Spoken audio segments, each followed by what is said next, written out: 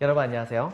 자, 여러분들 이번 시간에는 지난 시간에 뒤를 이어서 지난 시간에 프랑스 혁명 일어났었던 거 있었죠? 이거의 뒤를 이어서 프랑스 혁명이 나왔었던 푸나 바로 나폴레옹이 어떻게 등장하게 되었었는가, 그리고 어떻게 몰락을 하고 그 이후의 시대가 어떻게 진행이 되었었는가에 대해서 살펴보도록 하겠습니다. 자, 내용은 다음과 같습니다. 교과서는 114페이지에 해당되고 프린트는 6페이지에 해당됩니다. 확인해 주세요. 자, 먼저 나폴레옹이 등장하다. 지난 시간에 선생님은 이제 총재정부가 등장했었다고 얘기했었어요. 하지만 문제는 뭐냐? 총재정부는 프랑스 혁명이 이제 국민공회 다음에 총재정부가 등장했으나 총재정부는 이 국가가 너무나도 혼란에 빠진 이 상황을 제대로 수습을 하지 못하게 됩니다. 그런 상황에서 국가가 좀 하나로 움직이고 질서 있는 사회가 되길 원했었던 국민들은 당시에 가장 유능하다고 여겼었던 작은 거인이 있었었죠. 바로 나폴레옹에게 집중하게 됩니다. 원래 이 나폴레옹은 코르시카 섬 쪽에 해당하는 프랑스의 본토도 아니에요. 코르시카 섬에 해당됐었던 그 지역 출신의 촌뜨기에 불과했었던 사람입니다. 하지만은 뛰어난 실력을 기반으로 해가지고서 군대에 가서 승승장구를 해나가게 됐었고, 당시에 군대를 이끌고서 바로 이집트 지역으로 가가지고 거기에서 이제 그 영국군인가 아마 그럴 거예요. 그들과 이제 싸움을 벌이고 있던 상황이었었습니다. 그런데 국민들이 자신에 대한 그런 지지도가 되게 많이 높다는 것을 알게 되었었던 이 나폴레옹은 어느 순간인가 군대를 버려두고 갑작스럽게 프랑스 파리로 나타나게 되었었고요. 이 나폴레옹이 총재정부가 이제 무능해가지고서 제대로 된 국가에 대한 통치를 하지 못하고 있었을 때 나폴레옹이 프랑스에 파리에 짠 하고 나타나게 되자 많은 시민들이 이 나폴레옹을 적극적으로 지지를 하게 됩니다. 그 결과적으로는 나폴레옹은 이 총재정부를 무너뜨리고서 자기가 이제 사실상 권력을 잡게 되는 모습을 보여주게 됩니다. 이때 당시에 이른바 우리나라의 최고 대빵을 이제 대통령이라고 하죠. 이 대통령이란 말이 이제 여기서부터 나오기 시작을 하게 됐던 것인데, 사실상 이게 정확히 선생님 기억이 안 나는데 제1통령, 제2통령, 제3통령 이런 식으로 해가지고서 이 세 명이 협의를 하면서 국가를 다스려 나가는 그런 형식으로 이제 제1통령으로서 이 나폴레옹이 그 자리를 차지를 하게 됐는데요. 나머지 자리 같은 경우에는 시간이 흘러가면서 나폴레옹 이외에는 별로 그게 의미가 없는 자리가 돼버리게 됩니다. 그리고 이때 당시에 제1통령으로서 첫 번째 통령으로서 이 나폴레옹은 국가를 다스려 나가는 모습을 보여주게 됐었죠. 근데 이 나폴레옹이 생각보다 굉장히 유능했던 겁니다. 즉 이때 당시에 엄청나게 대혼란에 빠져 있었던 혁명 이후의 그런 국민들의 마음을 차곡차곡 뭔가 채워주면서 질서 있게 이것을 다뤄나가기 시작을 하게 됩니다. 첫 번째는 제일 뭐부터 했었냐면 지방 행정제도를 개편하게 돼요. 그래가지고 혁명 이후에 무너지게 됐었던 이제 가문이라든가 그 다음에 귀족들의 이익 이런 걸로 인해 가지고서 불합리하게 구획되어 있었던 그런 형태의 지방들을 효과적으로 다스릴 수 있도록 구획을 다시 한번 정하는 모습을 보여줬다고 볼 수 있겠고요. 그 다음에 프랑스 혁명이 한참이었을 때 엄청나게 경제 부분에서 혼란이 많이 있었거든요. 근데 이 경제 부분에서의 혼란은 너무 정부가 돈을 막 남발해서 막 발행하고 뭐 이런 식의 문제가 일어났기 때문에 프랑스의 그런 돈에 대한 믿음 같은 것이 많이 없어져 가지고서 프랑스 돈의 가치가 되게 많이 떨어지거나 하는 사태가 되게 많이 벌어졌던 겁니다. 때문에 이런 식의 통화량을 스스로 알아서 조정할 수 있는 계획을 해가지고서 나름대로 이제 대혼란이 벌이지 않도록 조정할 수 있는 그런 시스템을 만들게 돼요. 굳이 얘기한다고 한다면 우리나라에 바로 한국은행과 같은 역할을 했었던 바로 프랑스 은행이라고 하는 은행을 만들어서 프랑스 자체의 돈을 이제 프랑스의 돈을 관리를 하기 시작을 하게 됩니다. 그리고 먼 옛날 혹시 여러분 기억나나 모르겠는데 이 로마 시대 때에 로마에서 법이 많이 발달했었잖아요. 근데 이 로마 시대 때 그 법을 집대성했었던, 동로마 제국 때 로마 시대 때 법을 집대성했었던 유명한 황제가 한 명 있죠. 기억날까요? 여러분들? 바로 그 사람은 유스티니아누스 대제라고 하는 사람이 있었죠. 이 사람이 만든 법을 유스티니아누스 법전이라고 얘기를 하기도 하고, 다른 말로는 로마법 대전이라고 얘기한다고 했었습니다. 기억날지 모르겠지만. 근데 그 법의 가장 합리적인 부분들을 전부 다 따져가지고서 그 시대에, 이 시대에 맞게 이것을 다 새롭게 고쳐가지고서 이 시대에 걸맞는 나폴레옹이 만든 그런 또 다른 형태의 법을 만들게 됩니다. 이른바 이것을 나폴레옹 법전이라고 얘기하고, 이 나폴레옹 법전이 너무 잘 만들어졌기 때문에 이후에 모든 그런 국가들에서 거의 대부분의 국가들은 바로 이 나폴레옹 법전에 근간해가지고서 각각 각국의 법들을 만들어 나가는 모습을 보여주기도 했었습니다. 바로 그 중에 하나 이제 우리나라도 포함되기도 하는데요. 자, 이렇게 해가지고서 이때 당시에 국가를 제대로 통치할 수 있는 그런 시스템을 구축을 해놓습니다.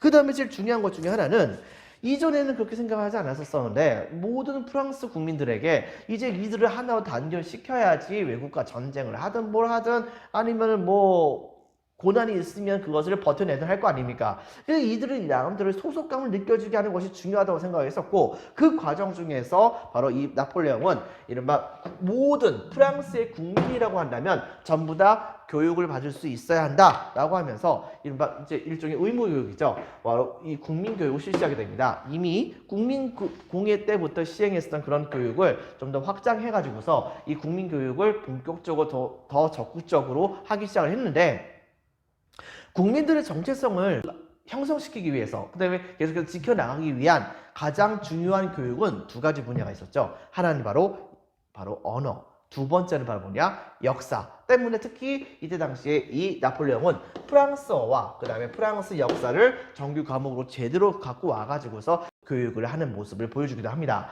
자, 그 다음에 바로 여기서 이제 이거 한 가지 빼놨는데요. 나폴레옹 법전 같은 경우에 제일 중요한 것 중에 하나가 바로 법 앞에 평등. 모든 사람들은 그게 누구든 간에 상관없이 법에 의해서 평등하게 대접을 받아야 한다는 원칙을 만들게 됩니다. 그리고 그 법을 어기지 않는 한 모든 사람들은 자유를 누릴 수 있도록 해야 한다는 것을 규정을 한 거죠. 이 나폴레옹 법전에선. 그리고 제일 중요한 것 중에 하나, 여러분 한번 물어보겠습니다. 프랑스 혁명은 몇 계급이 일으킨 혁명입니까? 1계급, 2계급, 3계급 중에서 바로 3계급이죠. 여러분들. 근데 3계급 전부 다가 들고 일어난 게 아닙니다. 프랑스 혁명에서 바로 3계급 중에서 프랑스 혁명을 주도했었던 계층이 있었습니다. 그들이 바로 누굴까요? 여러분들, 바로 그들은 그 시대 때에 힘이 있었었던 제3계급에 해당되는 사람들, 바로 대상인이라든가 중소상인도 포함되고, 그 다음에 돈 좀 있는 사람들, 이런 사람들을 바로 제3계급에 해당되는 사람이라 볼 수 있었고, 바로 이들이 주도를 해가지고서 프랑스 혁명을 성공을 시켰었던 것이죠. 그들이 가장 중요한 가치는 자기네들이 바로 돈을 많이 버는 것이 중요한데, 자기가 갖고 있는 이 돈을 남들이 함부로 뺏어가게 된다고 한다면 이것을 막아줄 수 있는 정부가 또 한 가지 필요한 거 아니겠습니까? 때문에 이 재산이라고 하는 것을 중요시했던 건 측면은 프랑스 혁명 내내 보여지기도 했었습니다. 그런데 이 나폴레옹 법전은 그 사유재산이라고 하는 것을 철저하게 보장한다라고 하는 것을 딱 선언하게 됩니다. 이것이 이제 우리가 알고 있는 사회주의하고 그 다음에 민주주의의 차이점이라고도 볼 수 있겠죠. 그러면서 군대 국가가 이루어질 수 있는 토대를 마련했다고 평가를 받을 수 있다고도 볼 수 있는데요. 자, 근데 문제는 뭐냐? 이때 당시에 이 나폴레옹은 자기가 그렇게 법을 만들었음에도 불구하고 국민들의 인기가 너무 많다 보니까 바로 그 국민들의 인기를 교묘하게 이용해 가지고서 이제 자기 마음대로 통치하는 모습을 보여주게 됩니다. 독재 정치를 실시하게 됐던 것이죠. 그리고 그렇게 하고 툭하면은 이제 언론도 나폴레옹에게 이제 그 저항하는 그런 언론사들은 이제 몰래 탄압을 하는 모습도 막 보여줬고요. 그리고 이 대표적인 독재자들의 특징들 아니겠습니까? 근데 여기다 플러스 뭘 했었냐면, 당시에 국민들이 그럼에도 불구하고 이 프랑스가 너무 잘 나가게 되니까 아예 이 인기를 이용해서 국민투표를 합니다. 그리고 국민투표를 하고 자기가 처음에 통령이 됐는데 통령의 임기가 거의 끝날 때쯤에 너무나도 많이 치솟고 있었던 국민들의 인기를 이용해서 죽을 때까지 통령이 되겠다고 이제 후보져 나섭니다. 그리고 이것을 국민들에게 물어보죠. 자신의 그런 힘을 이용해서 여론을 조작한 그런 측면도 있었겠지만 이 시대 때의 나폴레옹이 국가를 통치했을 때는 바로 이 너무나도 국가가 잘 됐거든요. 그러다 보니까 국민들이 나폴레옹에 대한 인기가 너무 많았습니다. 나폴레옹의 인기가 너무 굉장히 컸습니다. 때문에 국민들은 적극적으로 이 나폴레옹이 죽을 때까지 자기네들을 다스려달라고 이제 국민투표에 찬성을 표시하게 됐던 것이죠. 결과적으로는 이 나폴레옹은 이미 종신통령이 된 겁니다. 종신통령이 됐다고 한다면 여러분들 이게 사실상 제대로 된 공화정이라고 얘기할 수 있을까요? 뭐 크로멜 생각하면 또 모르겠지만 근데 그 다음 단계 가선 드디어 이제 나폴레옹은 본색이 드러나게 됩니다. 즉 자기 자식들에게 바로 자기의 자리를 물려주고 싶었던 것이죠.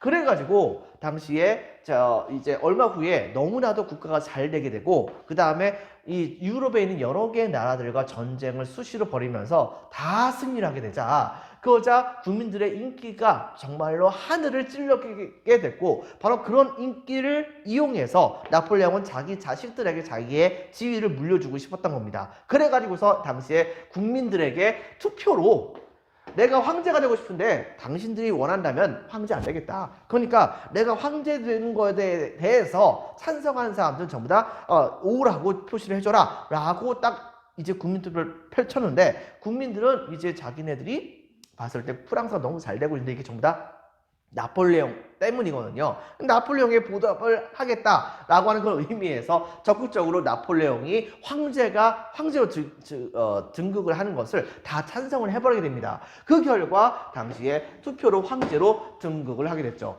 당시에 그리고 나서 이 나폴레옹은 정말 미친 듯이 정복을 하게 됩니다. 한번 볼까요? 자, 여러분들. 미리 한번 그려봤습니다. 약간 좀 오차가 있는 것들은 여러분들이 좀 감안해 주기 바랍니다. 자, 상황은 이렇습니다. 여러분들, 상황은 이렇습니다. 자, 어떤 상황이냐? 당시에 프랑스는 이제 전쟁을 할 때마다 엄청나게 승리를 거두게 됩니다. 이쪽은 이제 이탈리아거든요. 정확히 얘기하면 이탈리아는 아직 하나로 통합도 되지 않은 그런 상황이에요. 자, 그리고 이거 다 포함해가지고 전부 다 이제 뭐라고 부르냐, 우리는? 독일이라고 얘기합니다.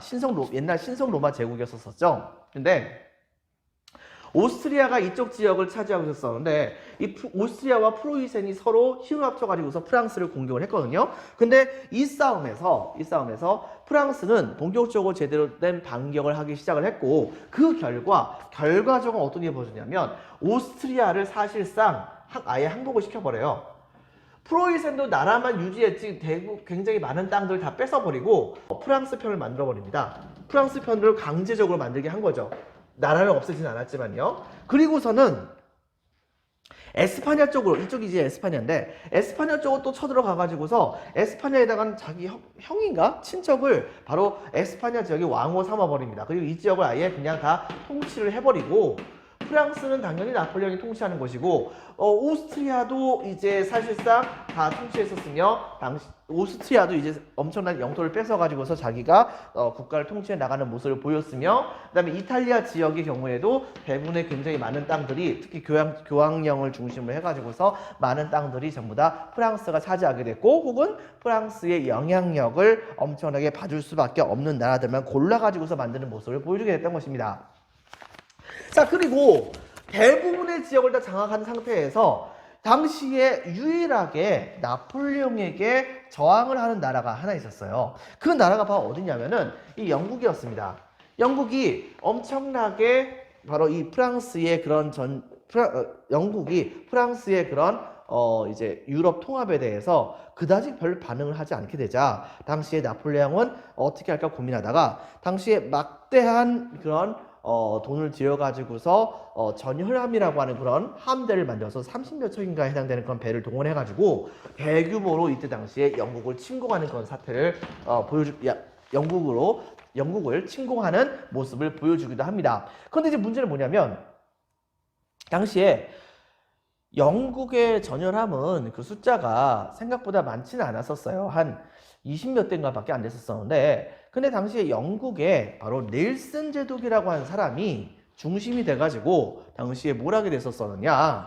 자, 넬슨 제독이라고 하는 건 사람이 중심이 돼가지고 20몇 척밖에 없었었던 그런 이 영국의 전열함과 같이 이 트라팔가라고 하는 그런 곳에서 대규모로 해전을 벌이게 되는데요. 이 싸움에서 거의 기적적으로 이 영국이 프랑스의 함대에게 승리를 거두게 됩니다. 그거자 이때 당시에 이 프랑스는 단기간에 그 전열함을 빠른 속도로 만들 수 있는 상황도 아니고, 이러다 보니까는 이제 영국을 쉽게 쳐들어갈 수 없고, 그 다음에 해군은 이제 나폴레옹도 약간 좀 자신이 없었고, 그래가지고 어떻게 할까 고민하다가 아예 영국을 고사시키는 전략을 펼치려고 했었어요. 무슨 말 뭐냐? 이른바 대륙 봉쇄령이라고 하는 걸 내린 겁니다. 즉 영국과 같이 교역을 하는 모든 나라들은 나폴레옹의 징벌을 받을 것이니, 모든 유럽에 있는 나라들은 전부 다 영국과 교역을 하지 말지어다, 뭐 이런 식의 명령을 내린 거예요. 그래가지고서 말 그대로 영국은 바로 이 유럽 전체에게서부터 봉쇄를 당합니다. 근데 문제가 뭔지 아세요? 여러분들? 해군력이 영국이 압도적이었거든요. 프랑스의 경우에는 영국을 봉쇄함으로써 나머지 나라들이 영국과 교역을 하지 못하다 보니까 영국은 이미 산업혁명이 열심히 벌어지고 있던 상황이었는데, 그 쏟아지는 물건들을 바로 주변에 있는 나라에게 팔 수가 있었었는데 그 물건 가격이 되게 쌌거든요. 근데 문제는 뭐냐? 그 물건들을 프랑스의 대륙 봉쇄령으로 인해 가지고서 수입을 못하게 되는 겁니다. 자, 이렇게 되다 보니까는 주변에 있는 나라들은 프랑스에 대한 불만이 되게 많았었어요.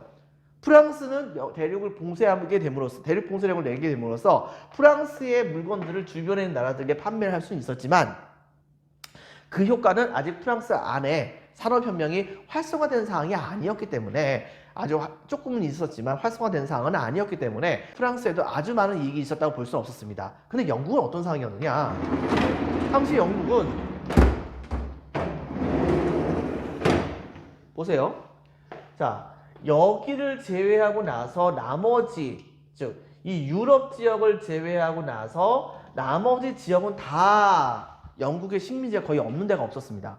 여러분들, 영국의 식민지가 없는 데가 없다 보니까 어떤 일이 벌어지게 됐느냐? 바로 유럽이라고 하는 시장은 영국이 잃어버렸지만, 자기네들이 갖고 있는 식민지에다가 자기네들이 생산했던 물건을 판매하게 되면서 그것의 결과 바로 영국은 이 대륙 봉쇄령에 그다지 무역적인 타격을 거의 받지 않습니다. 이렇게 되다 보니까 나폴레옹의 대륙 봉쇄령 자체는 사실상 실패를 했다고 볼 수 있었었죠. 그런 상황에서 공개적으로 나폴레옹에게 이제 제대로 된 선빵은 맞아보지 않았었던 나라가 있었습니다. 즉 거대한 덩치를 자랑한 나라가 있었었죠. 바로 러시아입니다. 문제는 이 러시아가 참다 못해가지고서 바로 나폴레옹에게 저항을 해서, 그래서 몰래 영국과 교역을 하다가 걸려버린 겁니다. 걸려버리게 되자 프랑스 입장에서는 유럽에 있는 대부분의 나라에게 바로 대륙 봉쇄령을 내렸는데, 그런데 감히 지금 러시아가 이것을 어겼다고? 라고 생각했었던 이 나폴레옹은 열받아 가지고서 어떻게 했느냐? 바로 본때를 보여야겠다고 생각을 했던 겁니다. 그래가지고 당시에 이 나폴레옹은 어떻게 했었냐면 유럽의 각 지역에 있는 군대들을 싹 다 모아요. 그래가지고서 특히 이제 이 나폴레옹 전쟁에 참여했었던 다른 나라의 군대들의 경우에는 나폴레옹 법전에 입각한 그런 국가를 통치하는 시스템, 자유주의에 입각한 그런 시스템을 나폴레옹이 유럽 각 지역을 점령하면서 전파해줬기 때문에 그 지역의 신분제 사회 뭐 이런 것들이 다 부서졌을 거 아니에요? 이것 때문에 되게 많은 혜택을 받게 됐었던 그 지역에 굉장히 많은 병사들이 이 나폴레옹 전쟁에 같이 참여하게 됩니다. 그렇게 해서 모였던 군대 숫자가 무려 그 시대 때쯤에 70만 명 정도가 됐다고 해요. 그것의 선두에는 나폴레옹이 달려가게 된 겁니다. 그리고 그들은 이때 당시에 군대 끌고서 프로이센을 지나서 당시에 러시아의 주요 핵심 잡을 수 있었던 모스크바까지 쳐들어가게 됩니다. 근데 문제는 뭐냐? 모스크바까지 쳐들어가게 되는데, 처음에 문제는 뭐냐면 여러분들 알다시피 러시아가 워낙 땅덩어리가 엄청나게 크잖아요. 그리고 나폴레옹은 모스크바까지 점령을 하면 러시아의 가장 중요한 도시 중에 하나였던 이 모스크바까지 점령을 하게 된다고 한다면 러시아가 충분히 항복을 할 줄 알았던 것이죠. 그런데 문제는 뭐냐? 모스크바까지 공격을 받고 있는 상황임에도 불구하고 러시아가 항복을 안 하는 겁니다. 그리고 항복을 하겠다고 하고서는 몇 달씩 자꾸 기다리는 거예요. 이렇게 되다 보니까 어떤 일이 벌어지게 됐냐면 나폴레옹의 군대는 군대를 끌고 가가지고서 모스크바까지 쳐들어갔는데 그런데 시간이 계속해서 기다리고 그 다음에 산발적으로 이 러시아 군대와 전투를 벌이는 과정 중에서 그만 겨울철이 오게 됐던 것이죠. 하지만 모스크바 사람들은 겨울의 사나이들 아닙니까? 겨울철이 오게 되니까 너무나도 엄청난 강추위가 벌어지게 됐었던 것이고 이것 때문에 따뜻한 남쪽보다도 남쪽 지역에 있었던 그런 유럽의 그런 젊은이들의 경우에는 이 강추위를 제대로 버텨내지를 못하게 됐던 것입니다. 엄청나게 많은 동사자가 나타나는 그런 상황에서 러시아는 바로 그렇게 해서 어쩔 수 없이 돌아가고 있었던 바로 이 나폴레옹의 군대를 뒤에서 그냥 공격을 해버립니다. 결과는 어떻게 벌어졌느냐? 이 싸움에서 전체적으로 나폴레옹은 엄청나게 체면을 구기게 됐고 나폴레옹이 육지에서 패배할 줄 몰랐었던 유럽에 있었던 나머지 잔존 왕국들은 나폴레옹을 충분히 제압할 수 있을 거라고 생각했던 겁니다. 바로 그래가지고서 그들은 그때 당시에 뭘 하게 됐었냐면 대지적으로 다 들고 일어나서 바로 이 프랑스에게 저항을 하게 되는 모습을 보여주게 됐던 것이죠. 그 결과 어떤 일이 벌어졌느냐? 바로 이 러시아 원정이 실패하고 나서는 이 유럽 연합군은 유럽의 프랑스를 제외한 나머지 국가들이 전부 다 연합을 해가지고서 나폴레옹의 군대와 싸움을 벌이게 됐고 이 싸움에서 최종적으로 나폴레옹은 패배하게 됩니다. 그래서 결과적으로 프랑스라고 한 나라는 계속해서 존재를 하는데 나폴레옹만 엘바 섬이라고 하는 곳에 통치자로서 그쪽으로 이제 유배를 보내버리게 돼요.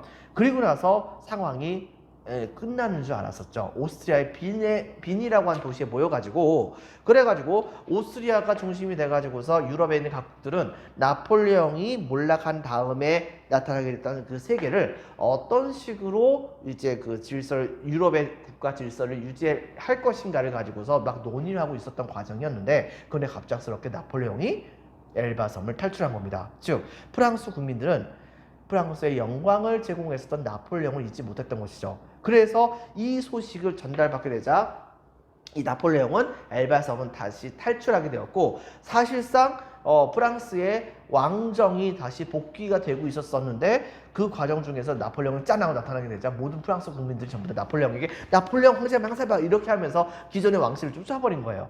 이 결과 다시 나폴레옹이 복귀를 하게 됐지만 여기에 화들짝 놀랐었던 유럽연합군은 다시 한번 워털루라고 하는 곳에서 이 나폴레옹의 프랑스 군대와 전투를 벌였고 이 싸움에서 최종적으로 나폴레옹은 패배하게 됩니다. 그리고 이 나폴레옹은 세인트 헬레나 섬이라고 하는 곳으로 멀리 유배를 떠나서 그 다음부터는 아예 영원히 돌아오지 못하게 되고 유해가 돼서야 돌아오게 되는 상황이 됐던 것이죠. 이렇게 됨으로써 이른바 나폴레옹의 시대가 끝나게 됩니다. 자, 먼저 한번 볼까요?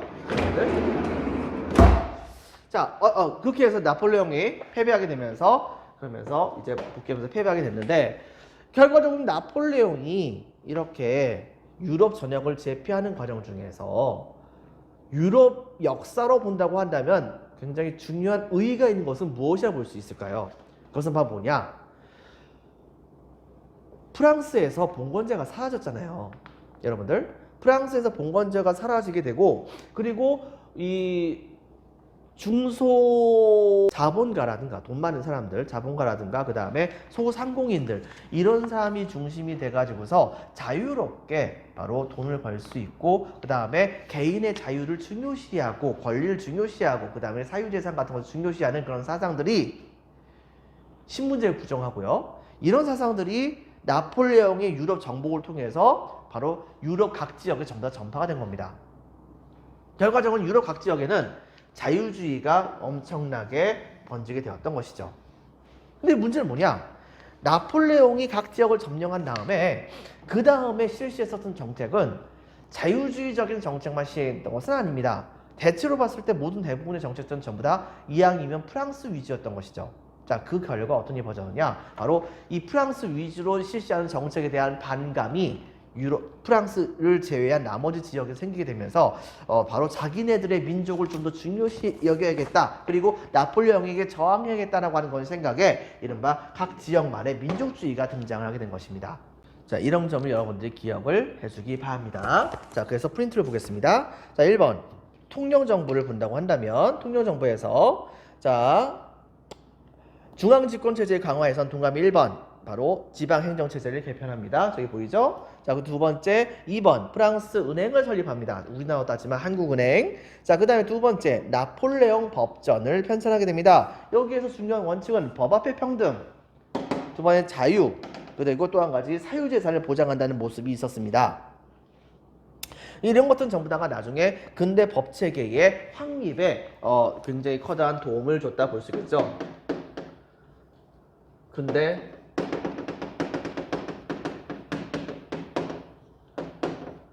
확립에 도움을 줬다고 했었고, 이런 법체계가 바로 현재 전 세계로 다 퍼져나가가지고서 우리나라의 법체계에서도 역시 역할을 주게 됐었다는 것을 같이 기억을 해주기 바랍니다.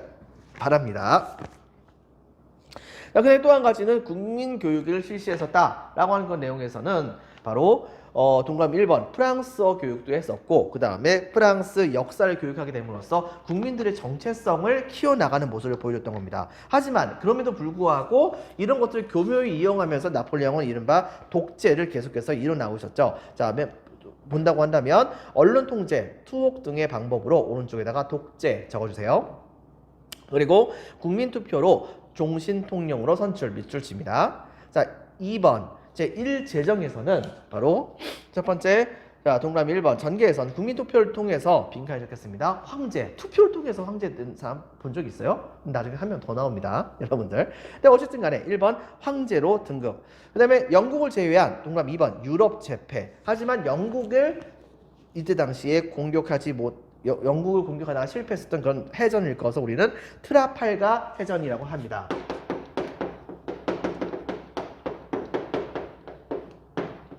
자, 트라팔가 해전 기억해주고요. 자, 그 다음에 또 한 가지, 영국을 견제하기 위해선 이른바 나폴레옹은 동그라미 3번 대륙봉쇄령을 실시하게 되죠. 저기 있죠. 자, 그 다음에 또 한 가지, 자, 러시아의 위반으로 러시아 원정을 떠났었지만 결과적으로 러시아 원정이 실패다, 동그라미. 그러면서 나중에 유럽 연합군에게 패배해서 몰락, 동그라미. 그 다음에 엘바 섬 유배를 갔으나 엘바 섬 유배 후 탈출, 밑줄. 그리고 하지만 최종적으로는 워털루 전투.